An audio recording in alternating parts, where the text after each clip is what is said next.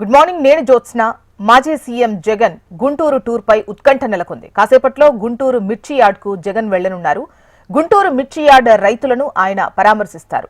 గిట్టుబాటు ధర లేక ఇబ్బంది పడుతోన్న రైతులతో మాట్లాడనున్నారు జగన్. అయితే గుంటూరు, కృష్ణా జిల్లాల్లో ఎమ్మెల్సీ ఎన్నికల కోడ్ అమలులో ఉన్నందున జగన్ గుంటూరు మిర్చి యార్డ్ సందర్శనకు అనుమతి లేదంటున్నారు అధికారులు. నిబంధనలు ఉల్లంఘిస్తే కఠిన చర్యలు తప్పవని హెచ్చరిస్తున్నారు. జగన్ ను మిర్చి యార్డ్లోకి అనుమతించొద్దని ఇప్పటికే కలెక్టర్ ఆదేశాలు కూడా జారీ చేశారు. ఈ నేపథ్యంలో మిర్చి యార్డ్ కార్యదర్శి వైసీపీ నేతలకు సమాచారం అందించారు. యార్డ్లోకొస్తే కేసులు నమోదవుతాయని హెచ్చరిస్తున్నట్టు తెలుస్తోంది.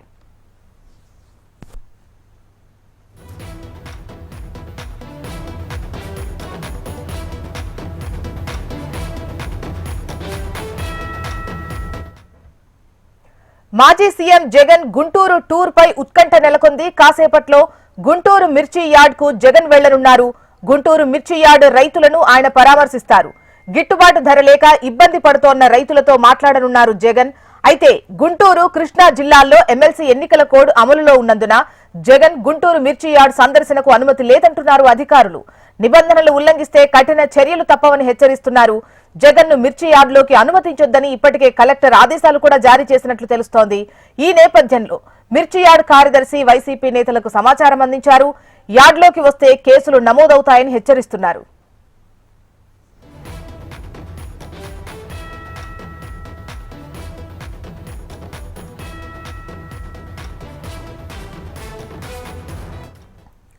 రైట్. మాజీ సీఎం జగన్ గుంటూరు టూర్ పై అయితే ఉత్కంఠ నెలకొంది. డీటెయిల్స్ మనకు నరసింహారావు అందిస్తారు. నరసింహారావు, చెప్పండి. ఒకవైపు మిర్చి యార్డ్ సందర్శన ఉంది జగన్ది, మరోవైపు ఎమ్మెల్సీ కోడ్ ఉంది. సిచ్యువేషన్ ఎలా ఉంది అక్కడ?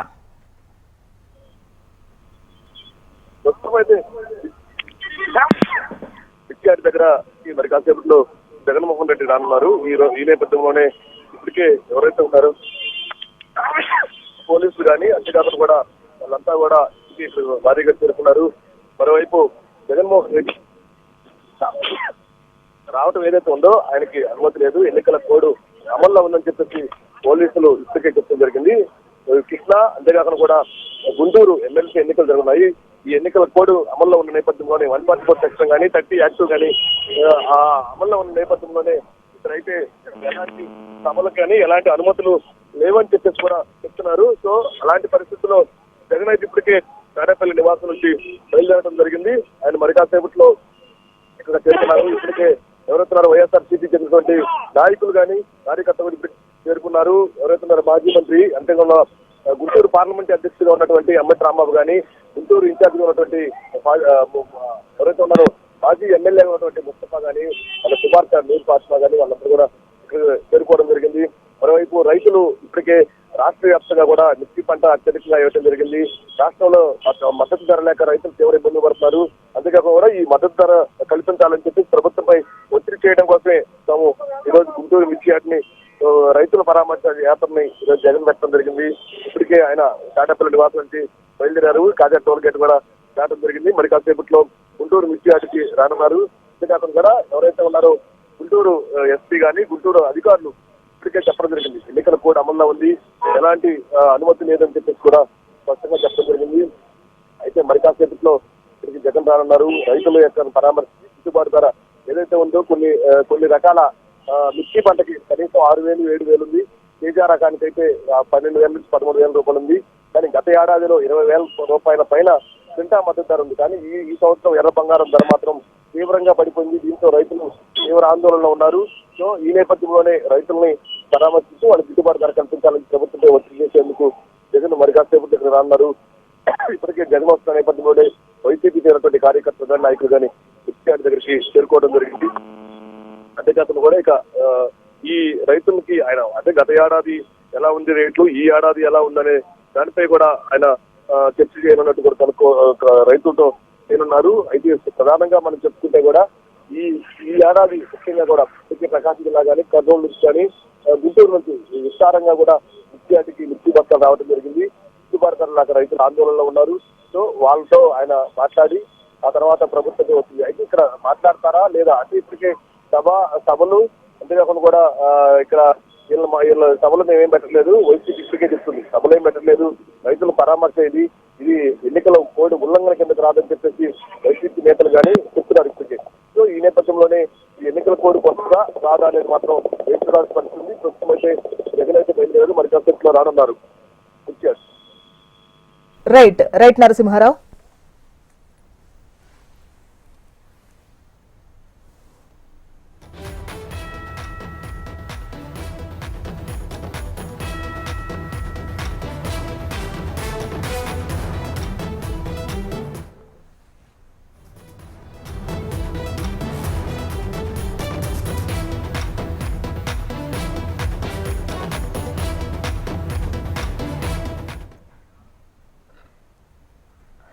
ఏపీ బడ్జెట్ పై సీఎం చంద్రబాబు సమీక్షించనున్నారు. ఆర్థిక శాఖ మంత్రి పయ్యావుల కేశవ్ ఆర్థిక శాఖ అధికారులతో కాసేపట్లో సీఎం భేటీ అవుతారు. ఈ సమావేశంలో రాష్ట్ర బడ్జెట్ కూర్పుపై చర్చిస్తారు. కూటమి ప్రభుత్వం ఏర్పడ్డ తర్వాత తొలిసారి 2025-26 సంవత్సరానికి గాను పూర్తిస్థాయి బడ్జెట్ ప్రవేశపెట్టనుంది ఏపీ సర్కార్.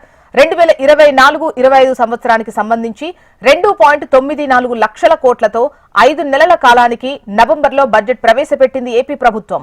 సూపర్ 6 పథకాలకు ప్రాధాన్యత ఇచ్చే విధంగా ఈ బడ్జెట్ రూపకల్పన ఉండాలని కూటమి ప్రభుత్వం ప్లాన్ చేస్తోంది.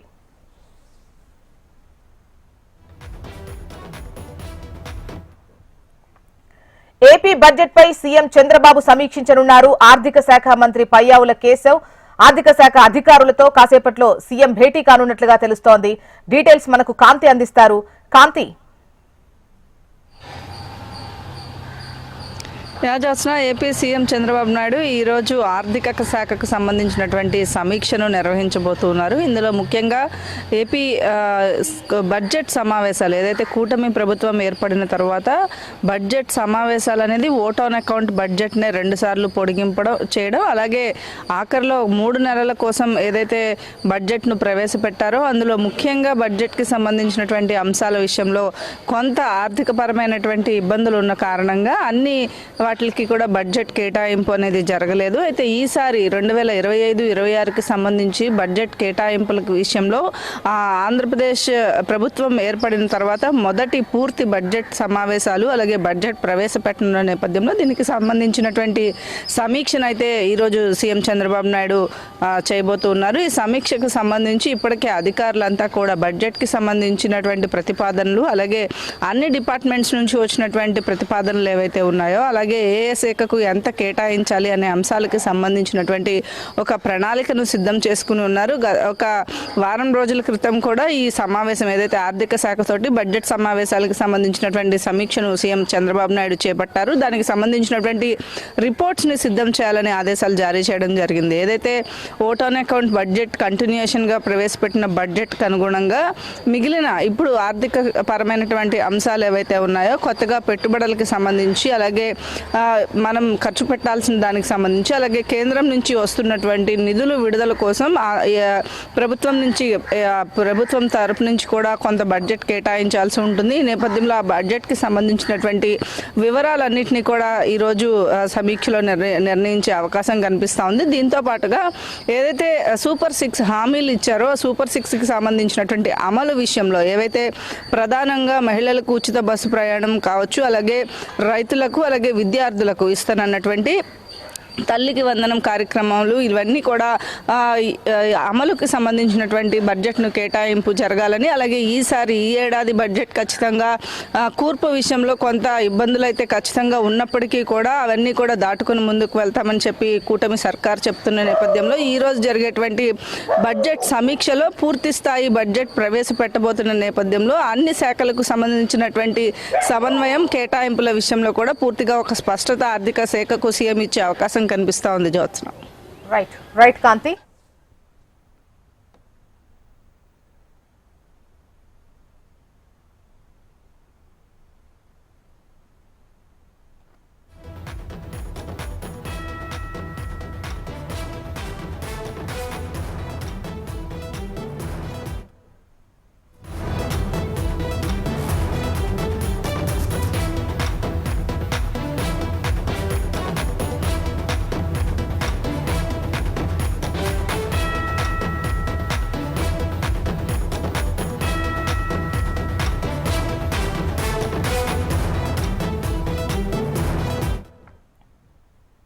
కాసేపట్లో ఢిల్లీలో కాంగ్రెస్ నేతల కీలక సమావేశం జరగనుంది. ఢిల్లీలోని కాంగ్రెస్ కేంద్ర కార్యాలయంలో ప్రధాన కార్యదర్శులు, రాష్ట్రాల ఇన్ఛార్జీలు భేటీ కానున్నారు. కాంగ్రెస్ పాలిత రాష్ట్రాల్లో పార్టీ బలోపేతం, నేతలతో సమన్వయం, భవిష్యత్ కార్యాచరణ తదితర అంశాలపై హస్తం నేతలు చర్చించనున్నారు.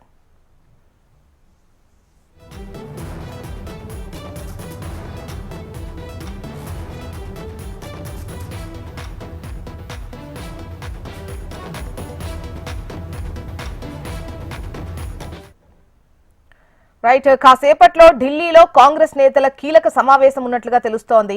డీటెయిల్స్ మనకు రామకృష్ణ అందిస్తారు. రామకృష్ణ,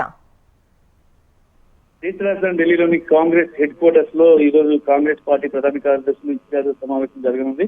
మరి రాష్ట్రాల్లో కాంగ్రెస్ పార్టీ బలోపేతం, నేతలతో సమన్వయం, భవిష్యత్ కార్యాచరణాంశాలపై కాంగ్రెస్ చర్చించబోతుంది. మరి దీనికి ఈ సమావేశానికి ఏఐసిసి అధ్యక్షుడు మల్లికార్జున ఖర్గే, అలాగే కాంగ్రెస్ పార్టీ నేతలు రాహుల్ గాంధీ, ప్రియాంక గాంధీ, సోనియా గాంధీ హాజరవుతున్నారు.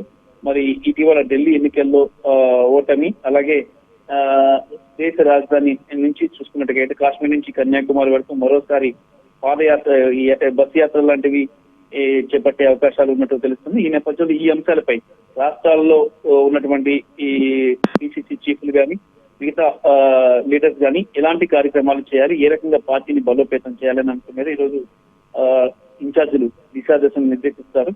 మరి దానికి సంబంధించి అన్ని రాష్ట్రాలకు సంబంధించి పిసిసి చీఫ్లతో కూడా వీడియో కాన్ఫరెన్స్ కూడా ఉంటుందని సమాచారం. Right right Ramakrishna.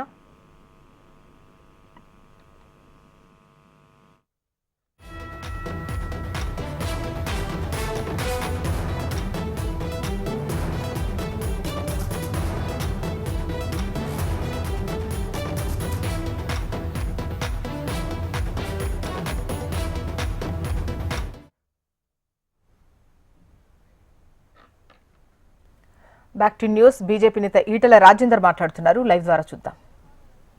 విజ్ఞప్తి చేస్తున్నా, కేంద్ర ప్రభుత్వం ఒకటే పని చేస్తుంది.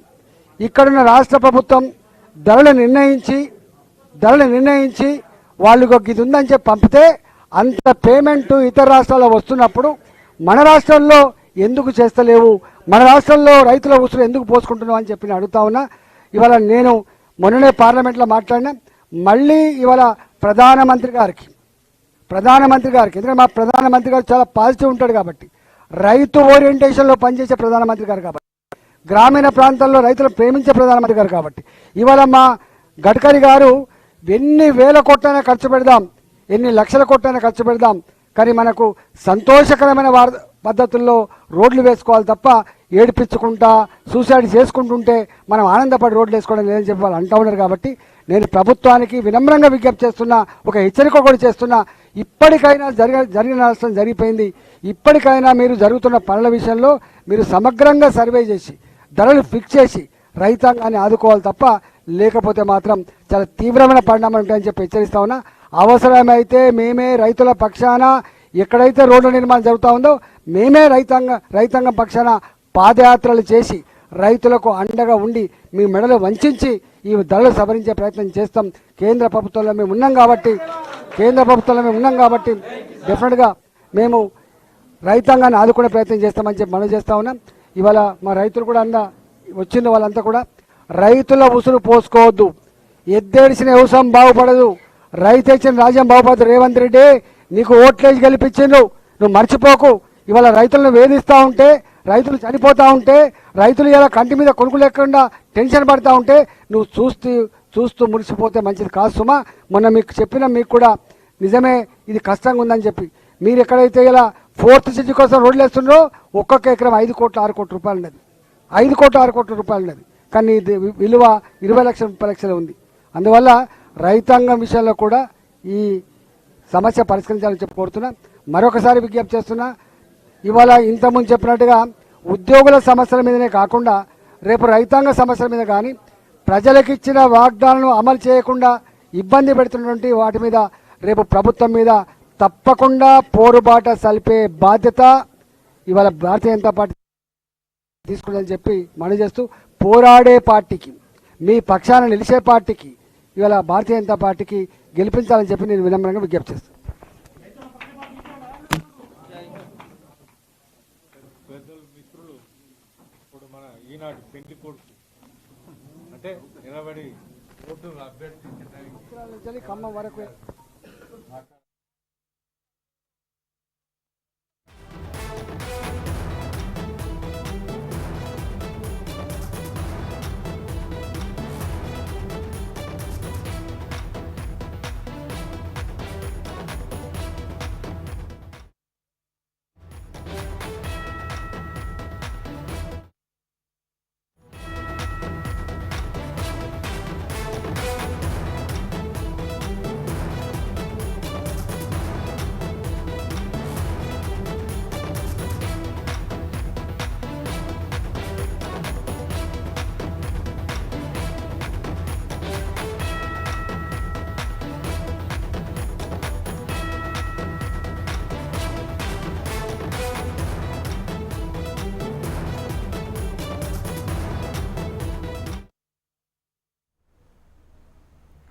చిలుకూరు బాలాజీ టెంపుల్ అర్చకుడు రంగరాజన్పై దాడి కేసులో పోలీసు విచారణ కొనసాగుతోంది. నిందితుడిని కస్టడీలోకి తీసుకున్న మొయినాబాద్ పోలీసులు పలు కోణాల్లో విచారిస్తున్నారు. ఇవాళ రెండో రోజు వీరరాఘవరెడ్డి నుంచి కీలక విషయాలు రాబట్టనున్నారు. తొలి రోజు విచారణలో కొంత సమాచారం సేకరించారు పోలీసులు. రామరాజ్యం స్థాపన, ఎక్కడెక్కడ కార్యకలాపాలు జరిపారన్న దానిపై పోలీసులు ఆరా తీస్తున్నారు. ఇక రంగరాజన్పై ఎందుకు బెదిరింపులకు పాల్పడాల్సి వచ్చిందని ప్రశ్నిస్తున్నారు. ఇదిలా ఉంటే రేపటితో నిందితుడు వీరరాఘవరెడ్డి 3 రోజుల కస్టడీ ముగుస్తుంది.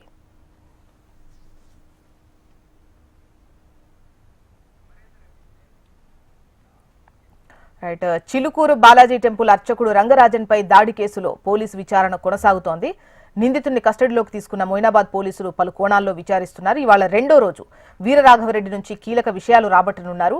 డీటెయిల్స్ మనకు అమరేందర్ రెడ్డి అందిస్తారు. అమరేందర్, జోష్నా, చిలుకూరు బాలాజీ టెంపుల్లో ఏదైతే రంగరాజు పైన దాడి ఘటనలో ఇప్పటికే వీరరాఘవరెడ్డిని అరెస్ట్ చేయడం, రిమాండ్కు తరలించిన పరిస్థితిలో అతని నుంచి ఇన్ఫర్మేషన్ తీసుకోవడానికి ఇప్పటికే పోలీసులు కస్టడీ పిటిషన్ దాఖలు చేయడం, ఆ కస్టడీ పిటిషన్కి 3 రోజుల పాటు కోర్టు అనుమతించడంతో నిన్న వీరరాఘవరెడ్డిని మొయినాబాద్ పోలీసులు అదుపులోకి తీసుకున్నారు. ప్రస్తుతం ఆయన్ని విచారిస్తున్నటువంటి పరిస్థితి నెలకొంది. మొయినాబాద్ పిఎస్లో నిన్న ఉదయం 10:30 గంటలకు తీసుకొచ్చారు. సాయంత్రం దాకా ఆయన్ని విచారించారు. కీలక విషయాలు ఏదైతే వీరరాఘవరెడ్డిని రాబట్టిన పరిస్థితులు అయితే ఉన్నాయి. వీరరాఘవరెడ్డికి సంబంధించి చూసుకుంటే రామరాజ్యం ఎప్పుడు ఏర్పాటు చేశారు, ఎలా ఏర్పాటు చేశారు, దానికి ఫండింగ్ ఎవరు ఉన్నారు, ఎనుకుండి నడిపిస్తున్నది ఎవరన్న కోణంలో ప్రస్తుతం మొయినాబాద్ పోలీసులు విచారిస్తున్నారు. ఐఓ ఆఫీసర్ అయినటువంటి పవన్ కుమార్ రెడ్డి నేతృత్వంలో విచారణ అంతా కూడా కొనసాగుతుంది. అయితే మొయినాబాద్ ఏదైతే చిలుకూరుకు సంబంధించిన బాలాజీ టెంపుల్లో రంగరాజన్ పైన దాడి ఘటన ఏదైతే ఉందో, ఈ దాడికి సంబంధించి ఎందుకు బెదిరించవలసి వచ్చింది, ఉగాది వరకు ఎందుకు డెడ్ లైన్ విధించాల్సి వచ్చింది, దీని వెనుక ఎవరున్నారు, ఓన్లీ మీరు ఒక్కరే ఉన్నారా? ఎందుకంటే గతంలో కూడా పోలీస్ అధికారులను ఏదైతే ఎమ్మెల్యేలను అధికారులను కూడా బెదిరించిన నేపథ్యంలో ప్రస్తుతం ఇవన్నీ జరుగుతున్నాయి. కాబట్టి రామరాజ్యం పేరుతో పోలీసులను కూడా వేధింపులు పెట్టిన పరిస్థితుల నేపథ్యంలో ప్రస్తుతానికి రాఘవరెడ్డి పైన తీవ్రమైన యాక్షన్ తీసుకునేందుకైతే పోలీసులు రంగం సిద్ధం చేశారు. ఈ నేపథ్యంలోనే ప్రస్తుతం అతని కస్టడీలో భాగంగా నిన్న పూర్తిగా విచారించారు. ఇవాళ కూడా రెండో రోజు విచారించనున్నారు. రేపటితో పూర్తిగా 3 రోజుల కస్టడీ ముగుస్తుంది. కాబట్టి ఈ 3 రోజుల విచారణలో కీలకమైన అంశాలు కన్ఫెషన్ని రాఘవరెడ్డి నుంచి సేకరించిన తర్వాత పోలీసులు సప్లిమెంటరీ ఛార్జ్షీట్ కోర్టులో కూడా మరోసారి దాఖలు చేసే అవకాశం అయితే కనబడుతుంది. అయితే వీరరాఘవరెడ్డి రామరాజ్యం పేరుతో ఇప్పటికే శివుని అవతారం అంటూ కూడా తనకు తానే ప్రకటించుకోవడం, రామరాజ్యం పేరుతో పబ్లిక్లో సోషల్ మీడియాలో విపరీతంగా ఏదైతే ప్రచారం చేసుకున్న తర్వాత చాలామంది ఏదైతే వాళ్ళ వెనుక పనిచేయడానికి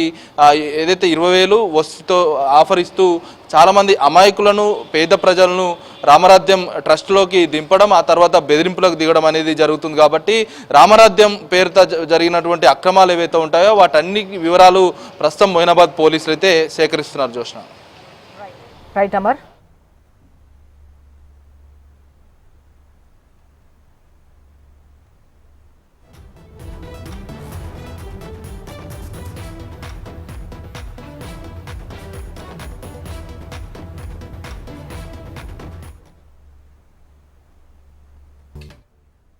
ఇవి బులెటిన్ డీటెయిల్స్. అప్డేట్స్ కోసం చూస్తూనే ఉండండి హెచ్ఎం టీవీ. వార్త ఆగదు, నిజం దాగదు.